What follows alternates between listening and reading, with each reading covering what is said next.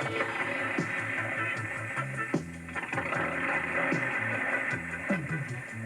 the wire.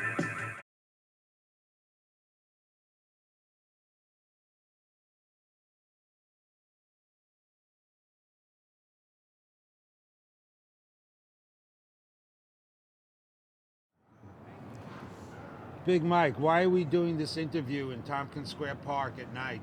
Well, I had it all set up. I was going to go to this open mic for the Great Weather for Media Poetry Reading Series at Parkside Lounge, a fine environment, a fine establishment on the Lower East Side. It's on East Houston and Attorney Street.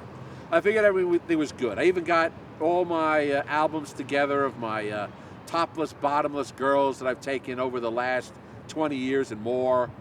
Packed them all inside this old shopping cart I found in the house. I packed them into a cab, rode away down there.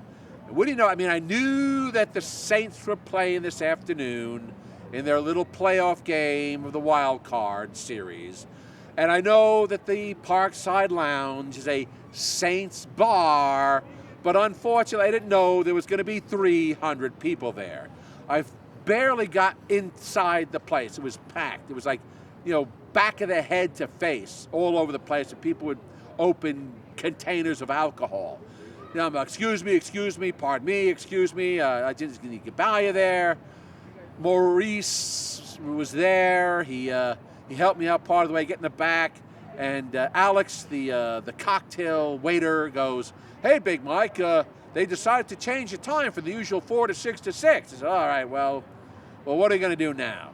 So the entire back area that's usually for performance has been taken over with Saints fans. They have a big, 5-foot screen there. And the transgression I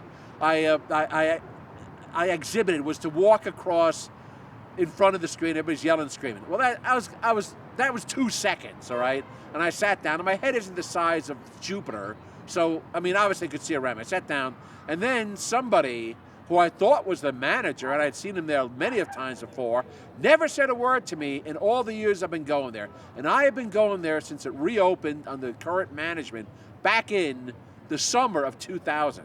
And this guy never said nothing to me, all right? Years I've been going there. I've been getting thrown out of the places for years. I've been performing there, getting thrown out, getting back, performing again, getting thrown out again. And he says, I'm the owner here, and I can't believe you did this. You walked in front of the television when all those people were watching. I said, I'm sorry, man. I said, your little poetry reading doesn't start till 6. I said, I didn't know that till I got here. I just want to sit here in the back and set up something about possibly filming. And he goes like, oh, you ain't doing no film here, no television, no video. You're not doing this here, not in my place. I'm the manager. I'm the owner. This is my place. And it's like, all right, okay, man, calm down. I'm sorry. Well, you don't sound real sorry. You sound like you're trying to get over on me. It's like, no, I just want to sit back here. I'll wait here. I'm not going to watch the television or anything like that. I'm not going to spoil the Louisiana Saints. The Louisiana Saints. I don't know the outcome. I'm not going to tell anybody. But then he comes back 5 seconds later, no, you got to get out of it. And I realized what he did is he went and got the bouncer. I got my bouncer right here. He couldn't ask me to leave on his own. He couldn't throw me out on his own. I don't know, was he frightened of me or something like that? He has to bring his bouncer with him, his boy back with him, so he can throw me out. I was like, no, you're banned. I knew you were banned here before. And then I got it, all right? Somebody must have said something to him over the many years that I've been in and out of the place, and I've been banned and re-allowed back and banned again. He starts into this whole goddamn tirade about, I've had so many complaints about you. You've offended so many people here. I keep hearing about it. Well, you're banned again. And I'm banning it. I'm the owner. And it's not just some poetry bunch of idiots here. And I got the bouncer right here, and I'm going to throw you out. I said, well, I fought my way in here through a crowd of 300. I don't know, can you wait till it thins out a bit so I can get out without knocking into everybody twice? No, we're going to open the back door for you to throw you out the back door. And it's like, then I realized I said, look, I'm sorry, man, if this got off to a bad start. You were going to come in here with all these television cameras and start filming. I was to set up something. I didn't know I was going to physically set up a television studio back here. I was going to set up something for the future. I didn't know what Maurice had in mind. I know he always carries his camera with him, but I didn't know he was going to set up and do an interview or film any of this today. I didn't know this. Anyway, the long story short, I got booted again, and I'm supposed to be doing this big show tomorrow on Monday and Tuesday with another group, the Inspired Word Poetry Reading Series run by Michael Geffner tomorrow. I got it all set up, and I got my little girl with me who's going to perform, and it's like, well, can I come back tomorrow? And it's like, that's an open question now that I've been banned. Like, my name is shit down there. It's like, now, the point is, I showed no surprise, as Maurice can testify, because I've been thrown out of that in so many places all over the city so many times for so many years. I'm used to it by then. I just this came as kind of a surprise. Not that it was a surprise that this guy had some sort of bug up his ass for me. Obviously, not just for today, and that I interrupted 300 screaming maniacs who had come to see this New Orleans Saints, lose or win. I wasn't even paying attention, but that this had been going on for a while. He had an animus toward me, and he was just using this as an excuse to toss my sorry ass to the curb. That's the story. Why we're in Tompkins Square Park filming instead of the back room of the famous Parkside Lounge, which at one time would host such amazing personalities. Menudo with Ricky Martin used to perform there. And Damien San Marco and Joey Gay from the Last Comic Standing on the reality show on television. And Big Mike, who's now been thrown out of there for this has got to be the second or third time I got tossed from the place. All right, now I don't know if I'm going to be able to get back in tomorrow. I had this whole setup with this performance tomorrow. I don't think that's going to happen, but you never know, So I got to see. Either way, it's like one more place I'm going to have to deal without performing out for years now. And I said that's what really killed Lenny Bruce, not the shot of heroin. It was the fact that having lost his cabaret license, he was unable to perform any place in New York City, or even New York State. So he could only perform in Los Angeles area or in Vegas. So it was a fact that it wasn't the heroin, it was the fact that he was cut out of performing everywhere. And that's basically where I find myself again, basically cut out of everywhere to performing. I'm down to like one place two places I'm allowed to perform now. So we got to see how this all works out. I know it's all my fault for being an asshole, an outlaw, and not curbing myself, but I refuse. I refuse to do this. I've been banned at New Eurekan and at the Cornelia Street Cafe and Dixon Place and all these places because I was not politically correct. I was politically incorrect. I said things that people didn't want to hear, and I didn't break things. I didn't get drunk. I didn't punch out anybody. I didn't pick a fight. I didn't yell at anybody or insult anybody in the audience. I was just doing my little performance. And obviously in this current, go to hell First Amendment, and nobody wants to hear anything that's not offensive anymore. Nobody wants to hear anything that's inoffensive, that's not inoffensive. That's it. I'm out on my ass again until who the hell knows when. Big Mike, apparently an outlaw poet and a fucking criminal.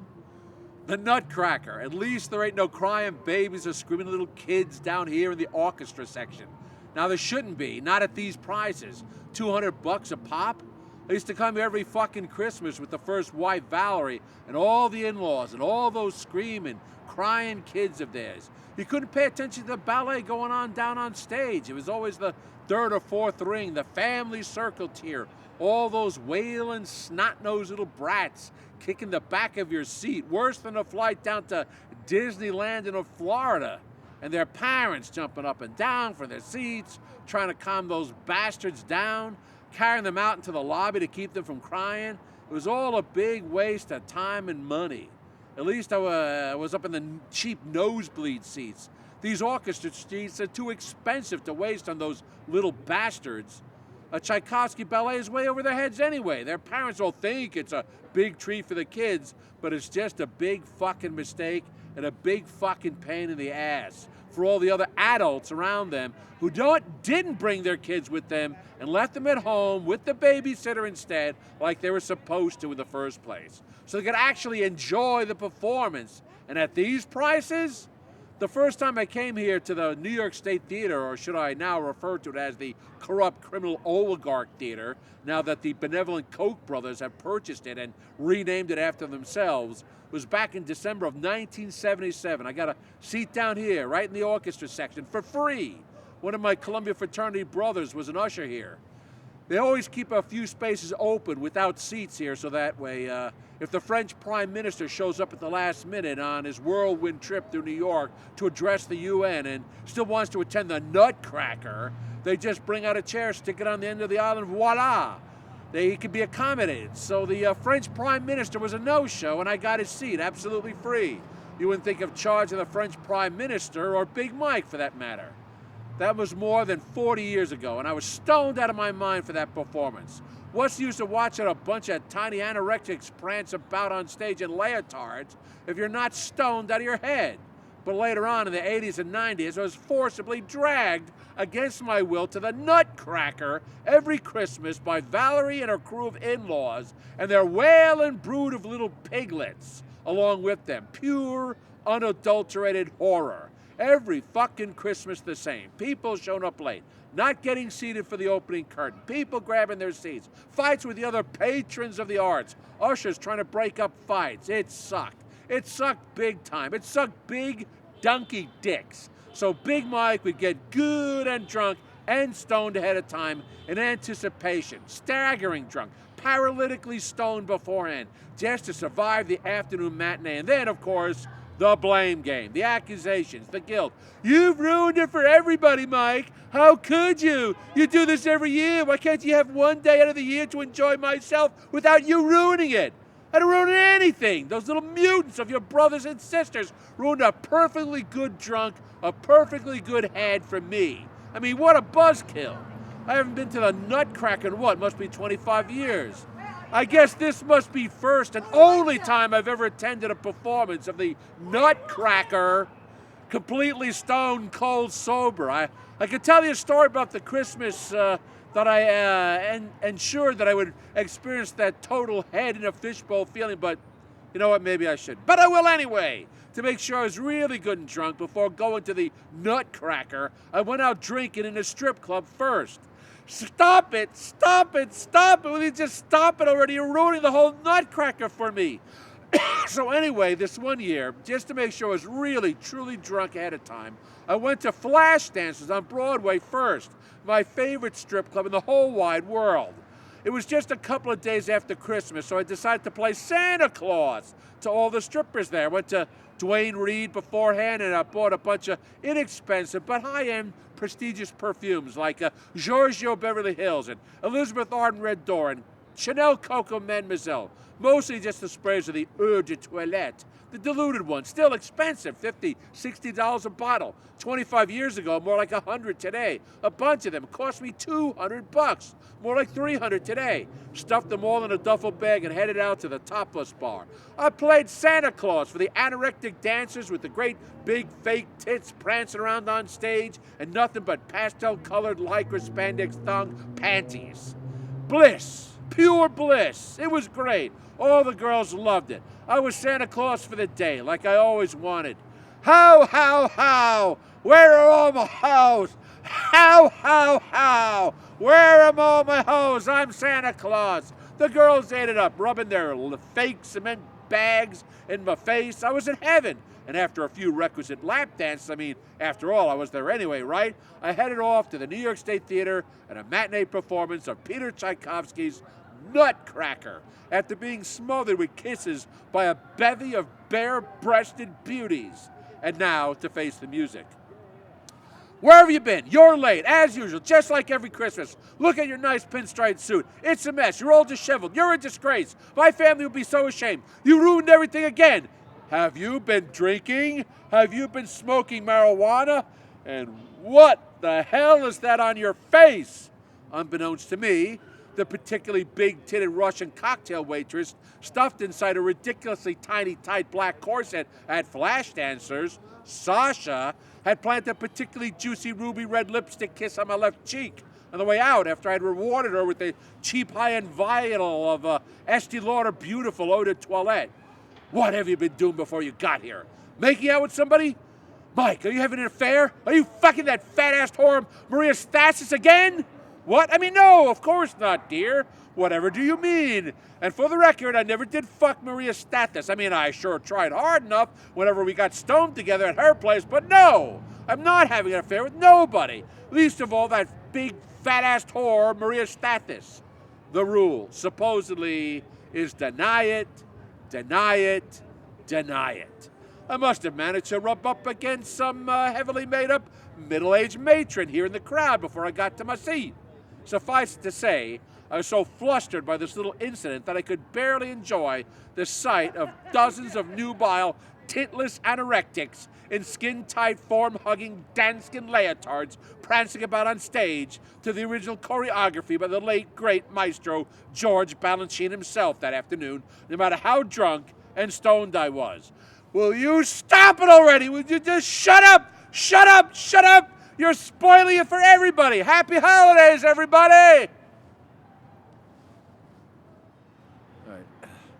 So, I've been performing in the downtown scene since, let's say, 1998. So you're talking about 22, 23 years now. And there was so much waiting around time at all these various venues, whether for open mic or feature, that I started just bringing along a Polaroid camera that I had from like Christmases, like from the 1980s. I didn't think the thing even worked. It was, I think it was a Spectrum. It was a Spectrum Polaroid, and it just started. Somebody asked me to come along, and it was all about. It started, I guess, when Catherine Cronus actually asked me to photograph her at the Siberia Bar. She was doing a feature there, and so I went there with the camera, and I just started taking pictures. She usually got naked, but that wasn't the reason I started doing it. Then I realized for some reason I had an ability to talk women into getting naked for my camera. So most of these were not shot in studios. This is apparently from the Mermaid Parade. So I started going to places like the Mermaid Parade and taking pictures there. But for the most part, in the early days, from about the year 2000, let's say, until about the year 2010, it was wherever I was, I would just ask women to take their clothes off. And people would say, well, people do that? And I said, well, about 30% of the time, 70% they'd say no. But if you keep asking, if you ask 1,000 people, you get 300 pictures, kind of thing. So I just started doing that, So most of these are from the Mermaid Parade. As you can tell, that it was every year you go down there, it gets a little wilder. And the point is, I would have my own entourage of girls to go with me, and they would all get all naked too, and people would be taking their photograph, and it snowballed from there. People, when one person sees another person take their clothes off, you'd be surprised how attention-seeking people are that they'll do it. I remember a time I was approaching some transvestites when they used to have them on 8th Avenue and like 14th Street. And I asked one of them, they said, oh, no, honey, we're not doing that. I remember at the time I was waiting for my girlfriend there. She happened to walk by, and she saw me talking to the transvestites. So she just opened her blouse. She had a bra on, but she opened her blouse and let me take a picture of her wearing nothing but a bra out in the middle of 14th Street. And then the trannies got all kind of jealous, and they went full hog. They were taking their pants off, their panties, their tops. They were flashing their fake tits at me and everything. It was like, once it happens, it's like a snowball effect. People are, you'd be surprised. Most of this is from the Mermaid Parade. So I've been going to the Mermaid Parade for close to 20 years now. I skipped a couple of years, but so I have a bunch of pictures from then. And a lot of my girlfriends and associates and exes, they're usually pretty accommodating when it comes to this. Is one of my exes. Her name is Puma. She's a famous poet, and she's very big on the scene now. This is one of my exes. And this is her I think it was before she went out on a night to the Halloween parade. I think this is from the Halloween parade, from what I see. And I've got most of most of them were from, I'd say, from my girlfriend. But there was a time when I would just like walk into a room and people were saying, "Oh, you can't do this, Big Mike. You know you can't." Like it was kind of a dare. I would just go up and say, "Hey, take your shirt off." And they go, "Oh, sure, why?" And I even got like, "No, I won't, but she will. I know her." And a couple of times it was amazing that that what people will actually do. I remember I was outside the Bowery Poetry Club when it was still in was in existence, and I was waiting to go on like late night at the open mic there. And one of the open micers actually was more like a feature. Said, "Oh, I bet you can't get any girl or every girl to do it." And like said, "Well, let me just try." And there was just a group of girls walking down the street, like there's about 6 or 7 of them. And I just say, "Hey, you want to take your clothes off?" And they were like, and I also realized they didn't speak English. They were French. So then I was trying to say like, let's see if I can get my French. Un photographe desnude comme les plages de Saint-Tropez, sans chemise. And they were like, they couldn't really understand, like back of the, I could see them, comme les plages de. So, and they immediately started taking their shirts off in the middle of fucking the Bowery. And this is like right out there in the street. And it was really bizarre that this like cab driver, the C cab driver, stopped to watch, and they were climbing all over the front of his cab. I was still taking their pictures, and they started getting like lesbian girl on girl action on each other, right there on this guy's front hood is to his engine of his taxi cab.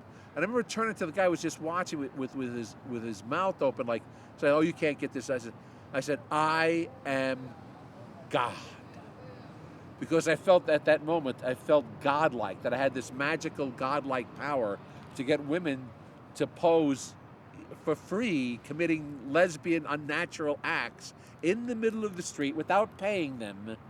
You know what I'm saying? Now, some of these, obviously, some I paid for some, but for the most part I didn't. A lot of times I just gave people copies of my book, not like a book I was reading or picked out. It was one of my personal copies. I had 2 books, 81 pounds, and Sibling Rivalry, and I exchanged, a 1 for 1. Or like would start things like I would say like, "Do you have any piercings?" And it would show me like the piercing. Go anything else? And then then they're going to show me their clitoral piercings. They're going to show me their nipple piercings. Like all sorts of piercings like that. Or I'd say like, "Got any tattoos?" They would show the tattoos like in their vaginas. You look at, I think their breast tattoos or a lot of these are, I believe, this is probably Angela Peluso, known as the Naked Poetess. Or it could be Amy Uzi's, because they look like Amy Uzi's ass. Yes, they are Amy. This is Amy Uzi's ass. I'd recognize that ass anywhere. So that, like I said, most of the, like I said, I do all this performance art, and that's one reason I get thrown out of places. Involves nudity. And I always explain, I don't get nude unless the girls get nude. And usually I don't get nude at all. But I only get naked when the girls take their clothes off.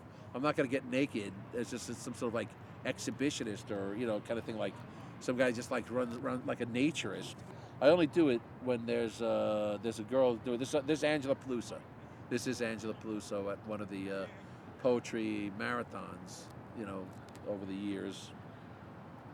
She used to do stuff at Naumburg Bandshell, and one of the years that she did it out there, I had Amy Uzi doing an act with me where she was wearing like a slip dress, and it was modest, but what she mentioned that she's not wearing any panties, and that was part of the performance. It was a true instance where I was walking down 8th Avenue. I see a bunch of like tourists. They got Metropolitan Museum of Art bags and those shopping bags that all the tourists have, Urban Outfitters and that. It was a family. Let's say it was like the 2 younger kids, like say 8 or 9. There was a mother and a father, and there was like this 15 or 16-year-old. And she bends over to get something out of the bottom of the shopping bag, and a breeze blows up 8th Avenue, and the skirt goes, so she's not wearing any panties. And I'm looking, and the father's giving me this glare, like, Excuse me, I'm not the one who let my daughter run outside of the hotel room wearing a really short miniskirt that could obviously blow up in the wind, and obviously I can see her ass, and she's not pulling it down. Because if somebody walks around naked on 8th Avenue, I'm going to fucking take a look. Now, I'm not going to take a picture because I don't got permission. But that was, we recreated it at Naumburg Bandshell, where she bent over and she was looking inside a bag, and the slip dress comes up, and she moons the audience. She wasn't wearing panties. And at the time, she had this one is a belly dancer at this bar, and she's up on number and she flashes the audience, all right, with her bare ass, all right, and she had this huge bush, and she turns around and she flashes. From her thighs to her belly button, that kind of bush, like untamed Armenian bush, and these cops show up out of nowhere. I'm telling you, like 50 cop cars and about 100 individual cops show up. And there was this one guy, now I was trying to explain that they're not supposed to do this. He was undercover. He pulls the chain, the gold chain. I'm an undercover detective here. We got complaints. There's some woman running around the stage naked here. And remember, it's out in the open, but it's nothing you wouldn't see, in an anatomy book. And, it was you see like fucking cable, kind of thing. It's nothing you wouldn't see on like cable television. It's like an R-rated picture, and they're not supposed to show that they're undercover unless they're out to arrest you. You know what I'm saying? Like they're not supposed to, because obviously now I know you're undercover. And of course Angela, who's running, comes on. Oh no, she was wearing a bodysuit. And that was enough. And they, all right, okay, sure, fine, nothing to see here. Like as long as she was wearing because she wasn't. And she even mentioned later, man, I flashed the cops the full bush when I was up there on the stage, This is obviously not a belly dancer. It must be Angela again. Right, that's Angela's tits, and her fake tits and her fake hair. And I was looking like there must be 50 or 100 cops, and like there's us on stage, and there's maybe 10 people watching. And he lets the topless Angela pose with him for like a selfie. Now, the point is, now you've done it. You now, all I got to do is put this out like, this is the undercover cop. That's totally against regulations to allow somebody to photograph you on duty, showing your undercover badge. And there's a topless, big-titted, there, she has a bush too, but it's like she said, a 70s style bush. You're not supposed to be doing this. This breaks procedure. They're going to be busted down to like a traffic division. This is her book, The Naked Poetess. So that is, she was more than obliging because she appeared with herself and she also appeared there was this Naked Poet series that she appeared in. She's known as the Naked Poetess. She used to come on stage wearing like Christmas tree lights, even though it wasn't Christmas, it was June or July or August or October, and that was how she got the name.